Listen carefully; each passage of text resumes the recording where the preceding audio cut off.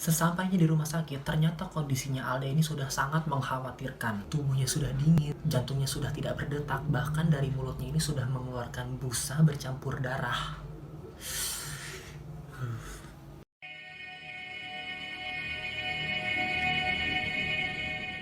Hai semuanya, kembali lagi bersama aku Esa Maulana.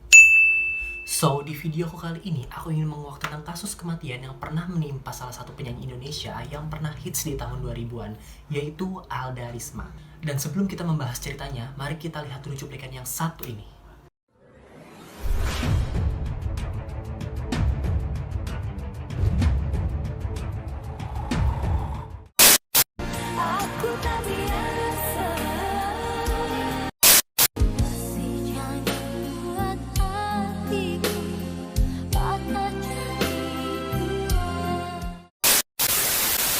Alda Risma Elvariani merupakan seorang wanita berdarah Bogor kelahiran 23 November 1982 yang mengawali karirnya sebagai model dan bintang iklan sebuah majalah.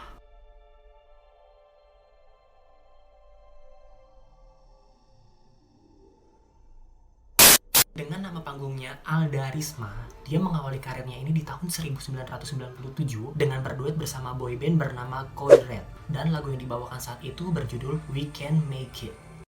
This is the right time. We can make it if we try. We can make it, you and I. Code Red ini merupakan salah satu boyband asal Inggris yang memang sedang booming banget namanya pada saat itu, dan memang single yang dibawakan dengan judul We Can Make It ini, dia ini memang sengaja menggandeng artis-artis dari berbagai belahan dunia untuk duet dengannya. Dan untuk dari Indonesia ini dia menggandeng Alda Risma. Keren gak tuh? Di tahun 1997 baru netes aku itu, masih lucu-lucunya.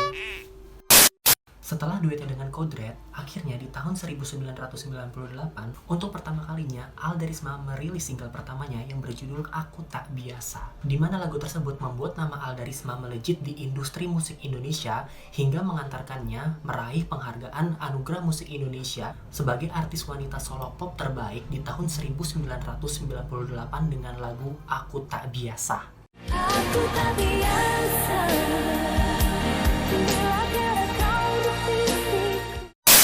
Dan 3 tahun setelahnya, lebih tepatnya di tahun 2001, Alda Risma kembali merilis album keduanya yang berjudul Ku Pilih Yang Mana, di mana di dalam album tersebut berisikan 10 lagu yang juga meledak di kalangan masyarakat pada saat itu. Namun setelah tahun 2003, nama Alda Risma ini mulai meredup meskipun ia sempat membintangi beberapa judul sinetron. Ada Kesucian Prasasti, Romantika, Ku Masih Milikmu, Kesetiaan Yang Retak.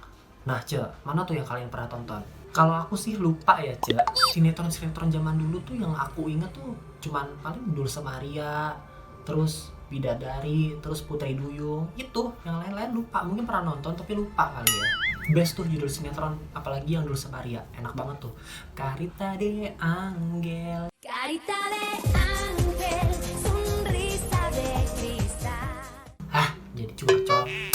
Di tahun 2006, nama Alda Risma ini kembali muncul di televisi dengan berita yang sangat mengejutkan, di mana tanggal 19 Juni lebih tepatnya pukul 5 pagi, Alda Risma mengalami kecelakaan yang cukup tragis di kawasan Kebun Nanas, Jakarta Timur, di mana mobil sedan BMW yang dikendarainya ini menabrak tiang jembatan yang membuat mobilnya ini terpental hingga terguling-guling dan akhirnya hancur. Akibat kejadian itu, Alda Risma langsung dilarikan ke rumah sakit terdekat, yaitu Rumah Sakit Universitas Kristen Indonesia yang ada di Cawang, Jakarta Timur. Tragisnya kecelakaan itu membuat kondisi Alda Risma itu terluka parah. Dia mengalami luka di bagian rahangnya sampai maju, terus bagian giginya itu hampir habis. Tapi dari bagian hidung ke atas itu tidak terlalu parah. Mungkin karena benturan yang dia alami itu kena setir kali ya bagian sininya, jadi itu parah ke sininya.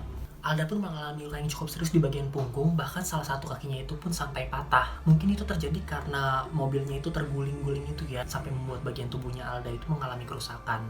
Emang itu parah banget sih, kalau misalnya udah sampai terguling-guling kayak gitu. Beruntung banget di situ Alda itu masih bisa selamat. Saat kondisi Alda Risma mulai kondusif, akhirnya Alda dipindahkan ke Rumah Sakit Pandai Indah Kapuk untuk menjalani perawatan lebih lanjut selama 3 minggu di sana.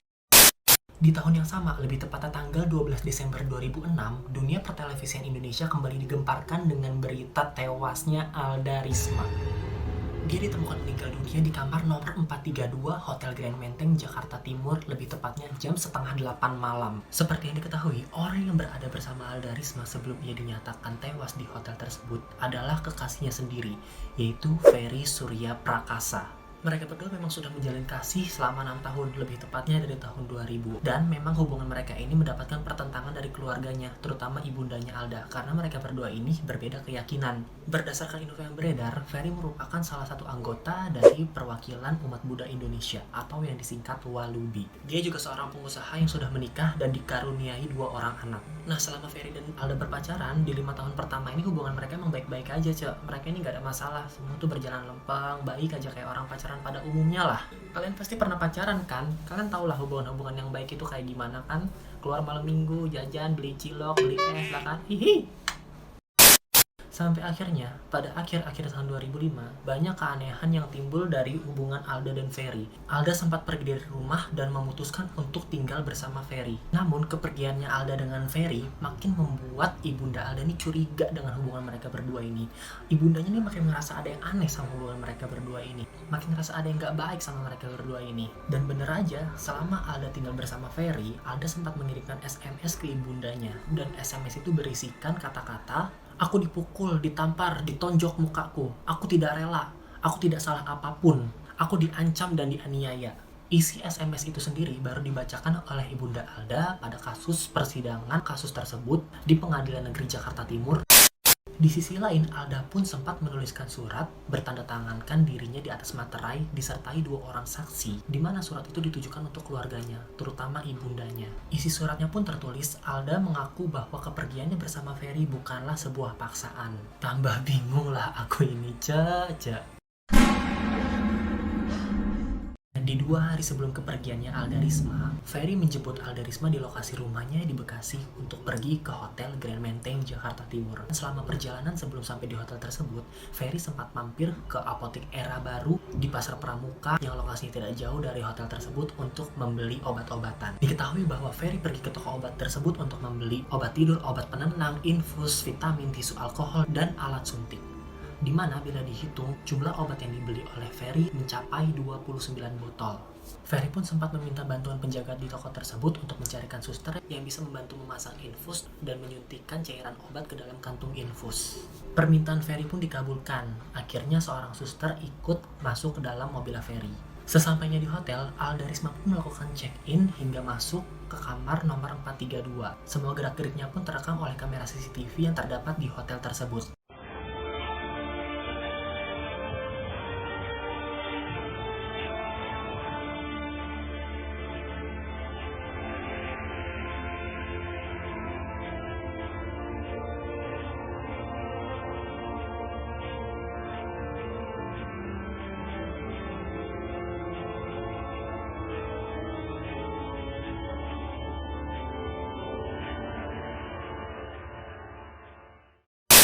Setelah masuk ke kamar tersebut, suster yang tadi dibawa oleh Ferry pun menyuntikkan cairan infus yang sudah bercampur obat tidur ke dalam tubuh Alda Risma. Keesokan harinya, Ferry pun melakukan kembali hal serupa yang dia lakukan di hari sebelumnya, yaitu memesan obat di apotek tersebut, tapi melalui telepon. Akhirnya, ada 2 orang pria yang datang ke hotel menemui Ferry untuk mengantarkan obat tersebut. Ferry pun meminta bantuan 2 orang pria tersebut untuk memegangi tubuh Alda, dan Ferry kembali menyuntikkan cairan obat tidur ini ke dalam tubuh Alda. Hal tersebut diulangi oleh Ferry di hari selanjutnya. Ferry kembali menyuntikkan cairan itu di bagian tangan dan kaki Alda. Sampai disuntikan terakhir, Alda sempat terbangun dan berusaha menggerakkan tubuhnya namun sudah tidak kuat. Akhirnya Alda kembali tertidur. Setelah kejadian tersebut, Ferry meminta kepada 2 karyawan toko yang sudah membantunya itu untuk tidak menceritakan apa yang dia lihat kepada siapapun. Ferry juga memberikan masing-masing untuk mereka itu emas 100 gram yang saat itu nilainya bila dijual bisa mencapai 15 jutaan. Akhirnya kedua pria tersebut pun pergi meninggalkan hotel sekitar pukul 9:35 pagi. Di hari yang sama sekitar jam 6 sore, Ferry baru meminta petugas hotel untuk dicarikan taksi. Dalam sebuah artikel majalah Tempo, supir taksi yang ikut menggotong Alda masuk ke dalam mobil taksi itu mengatakan bahwa tubuh Alda sudah dingin saat dimasukkan ke dalam mobil tersebut. Namun Ferry sendiri mengatakan kepada supir taksinya bahwa Alda kebanyakan minum obat tidur. Dan selama dalam perjalanan Ferry menuju Rumah Sakit Mitra Internasional Jatinegara di Jakarta Timur, Ferry sempat menelpon ibunda Alda. Dirinya mengabarkan bahwa dia sedang membawa Alda ke rumah sakit. Mendengar kabar tersebut, ibunda Alda langsung panik lah. Akhirnya dia langsung bergegas bersama dua adiknya Alda untuk ke rumah sakit itu. Sesampainya di rumah sakit, ternyata kondisinya Alda ini sudah sangat mengkhawatirkan. Tubuhnya sudah dingin, jantungnya sudah tidak berdetak, bahkan dari mulutnya ini sudah mengeluarkan busa bercampur darah. Akhirnya petugas rumah sakit pun angkat tangan. Tidak lama setelah itu, akhirnya petugas rumah sakit itu memberikan rujukan agar Alda dipindahkan ke Rumah Sakit Cipto Mangunkusumo, Jakarta Pusat. Alda kembali dibawa ke Rumah Sakit Cipto Mangunkusumo dengan supir taksi yang tadi membawanya dari hotel, guna dilakukan penyelidikan lebih lanjut tentang apa yang terjadi pada tubuhnya Alda. Namun Ferry sendiri tidak ikut ke Rumah Sakit Cipto Mangunkusumo dan dia berdalih ingin kembali ke hotel untuk membayar biaya hotel yang belum dia lunasi. Namun setelah itu Ferry tidak kembali dan justru malah menghilang. Mendapatkan kabar kematian Alda yang tak wajar, Robinson Manurung akhirnya menerjukan researchnya ke hotel dan rumah sakit. Ada juga beberapa polisi yang menghubungi keluarganya Alda dan mengabarkan nasib Alda. Polisi menemukan 3 jarum suntik, 11 botol minuman keras dengan kadar alkohol 45%, serta alat kontrasepsi. Di sprei kasur pun ada bercak-bercak darah yang mungkin itu adalah darah yang keluar dari mulutnya Alda. Berdasarkan info yang didapat dari dokter yang mengotopsi Alda, diperoleh kabar bahwa Alda tewas karena mengkonsumsi narkoba secara berlebihan. Dokter itu pun mengatakan bahwa Alda sudah tak bernyawa saat dibawa ke rumah sakit. Dokter pun menemukan 20 suntikan di tubuh Alda yang terlihat seperti suntikan yang masih baru, karena masih ada tanda lebam di tubuhnya. Namun dokter sendiri tidak menemukan bekas-bekas kekerasan pada tubuhnya Alda. Setibanya di rumah sakit, ibunda Alda meminta agar jasad anaknya itu langsung dibawa pulang pada dini hari, tepatnya tanggal 13 Desember 2006, untuk selanjutnya disemayamkan di kediaman kakeknya. Lalu jenazahnya Alda pun dikebumikan di pemakaman umum Blender, Kebun Pedes, Tanah Sereal, Bogor pada pukul 10 pagi. Karena banyaknya keanehan yang terjadi atas meninggalnya Alda, akhirnya polisi kembali memburu Ferry dan beberapa orang yang sempat masuk ke kamar nomor 432 tempat Alda menginap. Akhirnya polisi memeriksa 6 orang dalam kasus ini, termasuk kakak kandungnya Ferry. Namun polisi sendiri berkesimpulan bahwa kakak kandung Ferry ini tidak ada sangkut pautnya dengan kejadian yang dialami oleh Ferry. Polisi pun sempat memeriksa pabrik salep yang dimiliki Ferry di daerah Tambun untuk mencari keberadaan Ferry, dan ternyata di tempat itu pun Ferry tidak ada. Alamat rumah yang tercantum di KTP Ferry pun diperiksa oleh polisi, dan ternyata alamat itu pun adalah alamat palsu. Di mana Ferry, kamu di mana?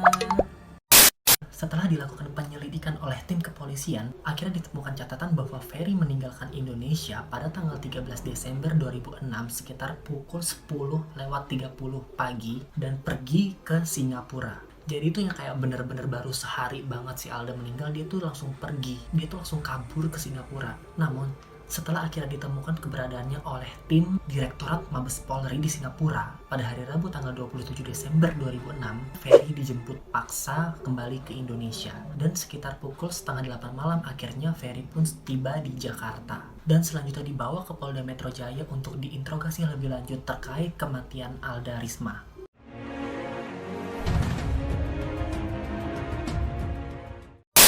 Sampai tiba akhirnya di hari persidangan perdananya pada tanggal 29 Maret 2007, Ferry dijerat dalam dakwaan primer pasal 340 KUHP tentang pembunuhan berencana. Selain itu, Ferry juga akan menghadapi dakwaan subsidiar pasal 338 KUHP tentang pembunuhan, serta dakwaan alternatif Undang-Undang 23 tahun 1992 tentang kesehatan. Undang-undang kesehatan ini dilakukan pada Ferry karena dia telah melakukan penyuntikan terhadap Alda. Namun akhirnya pada tanggal 9 Agustus 2007, Ferry divonis 15 tahun penjara oleh Pengadilan Negeri Jakarta Timur dengan pasal 340 KUHP tentang pembunuhan berencana. Ferry sendiri disitu sempat tidak terima dengan putusan yang dijatuhkan pengadilan kepadanya. Ferry berdalih bahwa dia tidak melakukan pembunuhan terhadap Alda Risma.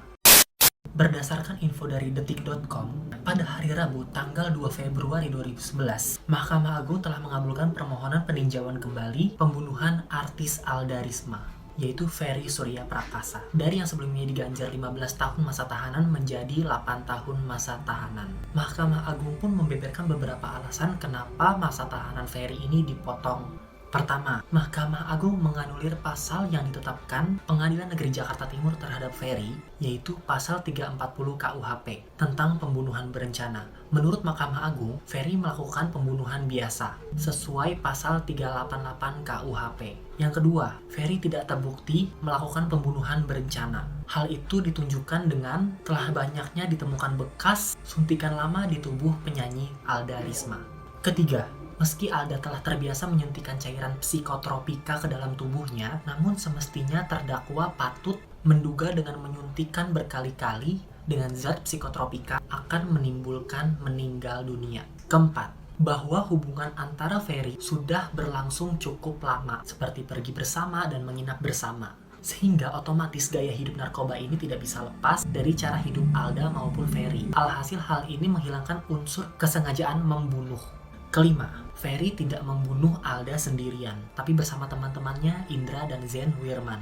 Seperti dari cara mendapatkan obat-obatan, suntikan, dan saat kejadian di kamar. Sehingga Ferry merupakan orang yang turut serta melakukan kejahatan yang menyebabkan matinya Alda Risma. Keenam, Indra dan Zen Wirman telah diputus dengan hukuman 8 tahun penjara dengan unsur turut serta melakukan pembunuhan.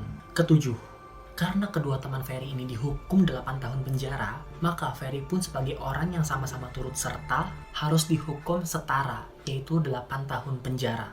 Itu adalah alasan kenapa Mahkamah Agung memotong masa tahanan dari Ferry Surya Prakasa. Namun pada akhirnya Ferry mendapatkan status bebas bersyarat atas dasar peninjauan kembali kasusnya yang disetujui oleh Mahkamah Agung pada tanggal 25 Januari 2011. Akhirnya pun Ferry keluar dari tahanan pada hari Jumat tanggal 13 Mei 2011, lebih tepatnya jam 3 sore. Namun Ferry sendiri harus tetap melakukan wajib lapor dirinya kepada petugas lapas Cipinang hingga tanggal 7 Juni 2014. Jadi bagaimana menurut ece-ece sekalian? Apakah Ferry sudah mendapatkan hukuman yang setimpal atas apa yang dia sudah lakukan terhadap Alda Risma? Baiklah semuanya, terima kasih untuk kalian yang sudah nonton video aku dari awal sampai akhir. Oh ya, jangan lupa untuk subscribe channel aku agar aku juga makin semangat untuk upload video terus. Jangan lupa untuk follow Instagram aku di sini. Tetap jadi penonton setia aku ya, Ce. Salam sayang untuk kalian semua. Assalamualaikum warahmatullahi wabarakatuh.